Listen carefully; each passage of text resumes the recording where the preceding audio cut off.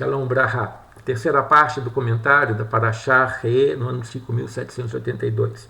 Agora nós estamos no capítulo 12, no versículo 20. Quando aumentar o Eterno teu Deus, o teu território, como te falou, disseres, comerei carne, por quanto a tua alma desejará comer carne, com todo o desejo da tua alma poderás comer carne. Se estiver longe de ti o lugar que escolheu o Eterno teu Deus para lhe pôr o seu nome, poderás degolar do teu gado e do teu rebanho, que te deu o Eterno como te ordenei, e comer nas tuas cidades com todo o desejo da tua alma. Porém, como se come o corso e o servo, assim os comerás. Aquele que estiver puro e o puro, dele poderão comer juntos. Somente esforça-te para não comeres o sangue, porque o sangue é a alma, e não comerás enquanto a alma está junto à carne. Veja que a segunda vez, dentro de um mesmo capítulo, capítulo 12, ele fala aqui no versículo 15, agora aqui de novo, não coma sangue. Se você vai em Atos dos Apóstolos, você vê lá os apóstolos falando nessa discussão se era para exigir dos gentios a circuncisão e todas as outras coisas mais, e eles chegaram à conclusão que só 5 coisas eram necessárias. Uma, se abster dos ídolos, ou seja, nada de idolatria, da carne consagrada a ídolos, ou seja, porque se fazia o sacrifício. Então, estamos pegando aqui, na época dos apóstolos, se faziam sacrifícios. Da carne de animais sufocados, ou seja, a forma de abater o animal é cortando a traqueia e o esôfago. E o animal caché tem esses dois juntos. Então, se cortava, o sangue saía todo. Então, o animal sufocado, o sangue voltava para a carne e contaminava toda aquela carne. Não conseguia se limpar essa carne desse humus, porque esse sangue, essa alma do animal, essa nefesh, que está escrito aqui, passa na carne e ela fica saturada com aquilo. Se abster do sangue, então é até interessante, que você está falando aqui do animal sufocado, é sobre sangue, né, do animal que não é kasher, né, e do sangue, porque o sangue está relacionado até à questão da impureza da mulher na sua menstruação, sabe? Então, o sangue em todos os seus níveis, a gente tem que se abster dele. Então, algo muito sério. E depois da relação sexual ilícita. Então, esses 5 pontos, as 5 bases, direcionamentos que os apóstolos dão à igreja que se inicia.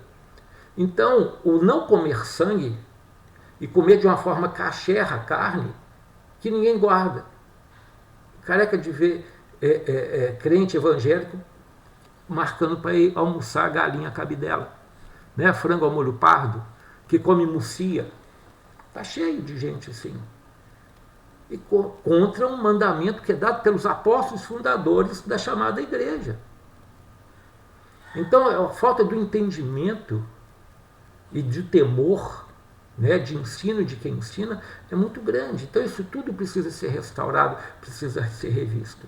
E o sangue é muito importante, porque aqui ele fala aqui, porque a nefesh, ou seja, a alma, a parte da alma, que era dividida em 5 níveis.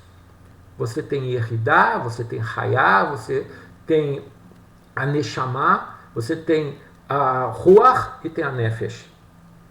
A Nefesh é a parte do sangue, como se fosse aquela parte da alma que absorve tudo que está em volta. E quando você come a carne do animal com esse sangue, ou come o sangue do animal, você está absorvendo essas dores, esse mal que ele absorveu do mundo. Então não é simplesmente orar que tudo está santo. Né? Então tem que haver um entendimento, tem que haver uma busca e uma revisão verdadeira, com temor sobre esses valores, principalmente para o cristão. Então o Senhor coloca aqui, é para todo mundo. O sangue é proibido para todos. Né? Mas vamos continuar aqui. Somente o sangue não, versículo 16, somente o sangue não comereis, sobre a terra o derramareis como água. mas não te será permitido comer em tuas cidades o dízimo de teus grãos, de teu moço, de teu azeite, nem os primogênitos de teu gado, de teu rebanho, nem os teus votos que ofereceres, nem tuas ofertas voluntárias, nem tua oferta de primícia. Somente diante do Eterno teu Deus os comerás, dentro da cidade que o Eterno teu Deus escolher, tu, teu filho, tua filha, teu servo, tua serva e o levita que está em tuas cidades, e te alegrarás diante do Eterno teu Deus com tudo o que possuíres. Guarda-te de abandonar o levita por todos os dias que viveres em tua terra. Por que ele está falando isso, o levita e o dízimo? Porque o primeiro dízimo era do levita. Agora, você só comia do dízimo quando era do dízimo consagrado às festas. Então, Maimônides, no Guia dos Perplexos, Mishneh Torah, no livro Mishneh Torah, Maimônides é o sábio judeu do século XII, que é considerado tão grande quanto Moisés no crescimento, tanto que fala assim, de Moshe a Moshe, porque ele chamava Moshe também, ninguém é maior do que Moshe. Ou seja, ele traz o entendimento da Torá, ele explica a Torá de uma forma maravilhosa, esses mandamentos. E ele fala o seguinte, que 2% iniciais era do Cohen, depois, ou seja, você tinha 100, sobrou 98. Então, desses 98, você tirou 10%, ou seja, 9,8. É o primeiro dízimo, que é do levita, ele era todo dado aos levitas. Você podia dar por um levita só, mas o certo é você distribuir entre os levitas com quem você convivia, que te ajudava, que te ensinava a Torá. Depois, ou seja, desse 98, tirou 9,8, sobrou 88,2, não é isso? Então, 87,2. Então, 8,7 era dado para a viúva, para o órfão, para o pobre e para o peregrino. Também não se comia disso. Isso era dado a eles. Então isso chama-se Sedaká, justiça social. E o terceiro dízimo, que é uma discussão em cima disso, se ele era tirado, se esse era o dízimo do terceiro ano, ou se era de sempre, é o dízimo das festas. Então esse que você tirava era o dinheiro que você ia separar para fazer seu sacrifício da festa. E lá você ia comer dele. Então você só podia comer lá no templo. Ou se é fora de... vamos falar, na festa das primícias, que antecede Sukkot, se levava uma cesta, colocava ao pé do sacerdote, que não era para o sacerdote. Daquela cesta daquilo que plantava, dava o seu campo. E você falava uma oração linda. Meu pai desceu ao Egito, meu pai, Lavão quis roubar meu pai, mas o Senhor o abençoou, ele desceu ao Egito, e lá se tornou uma grande nação, mas foi oprimido pelo faraó, e de lá Deus nos tirou e nos trouxe essa terra maravilhosa que é mana, leite e mel. E aqui eu trago a minha oferta, o meu agradecimento.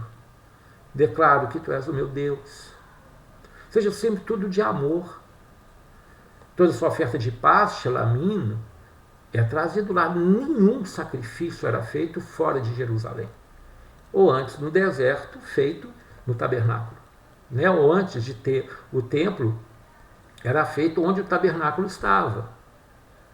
Então o Senhor sempre organiza isso para que não haja confusão, para que não tenha corrupção, como houve até com os filhos de Samuel, com os filhos de Eli, quando a arca foi tomada pelos filisteus.